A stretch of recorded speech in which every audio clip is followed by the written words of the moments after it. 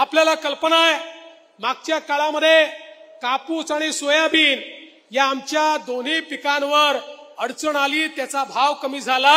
आपल्या सरकारने निर्णय केला भावांतर योजनेच्या अंतर्गत आमच्या कापसाच्या आणि सोयाबीनच्या शेतकऱ्याला 5,000 रुपये बोनस देण्याचा निर्णय आपण केला।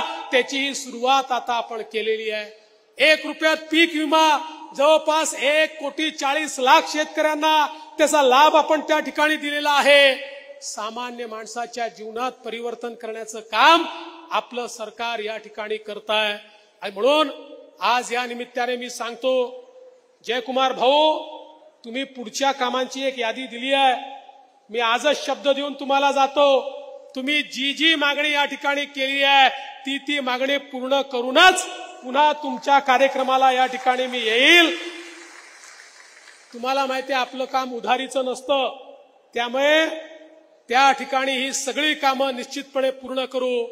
पण मी आपल्याला खरोखर आपल्या सगळ्यांना मनापासून धन्यवाद देतो। शेवटी आम्ही सगळे काम करतो, जयकुमार भाऊंनी काम केलं, बाबा हे सगळं काम करू शकले, याचं कारण काय आहे? तुमचे आशीर्वाद आमच्या पाठीशी असतात, म्हणून आम्ही हे सगळं करू शकतो।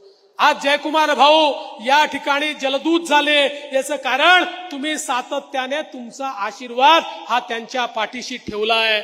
आणि आज आपल्याला माहिती आहे जयकुमार भाऊंनी शेतकरी शिवसन्मान संपर्क यात्रा केली आणि या यात्रेच्या माध्यमातून गावोगावी पोचून त्यांनी आपल्या कामाचा लेखाजोखा देखील मांडलेला आहे आणि भविष्याची नांदी काय आहे तेही आपल्यापर्यंत पोहोचवलेलं आहे। आणि मला विश्वास आहे जयकुमार भाऊ या सगळ्या मंडळीचा पूर्ण आशीर्वाद तुमच्या पाठीशी आहे। आणि ज्याच्या पाठीशी ही सगळी मंडळी आहेत, ज्याच्या पाठीशी आमच्या लाडक्या बहिणी आहेत आणि आमचे लाडके भाऊ आहेत, त्याचं कोणी वाकड काही करू शकत नाही।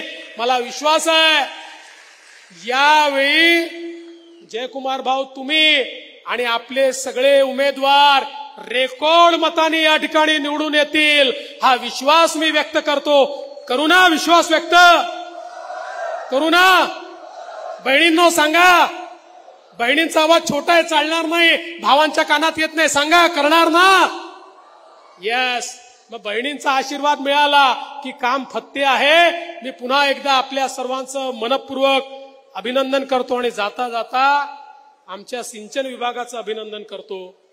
ज्या रेकॉर्ड स्पीडने काम केलेलं आहे, 138 सुप्रमा दिलेल्या आहेत, जवळपास 2 लाख हेक्टर जमीन, पूर्ण एकूण किती जास्ती आहे जमीन सिंचनाखाली आणण्याचं काम हे या ठिकाणी आमच्या सिंचन विभागाच्या माध्यमातून होत आहे।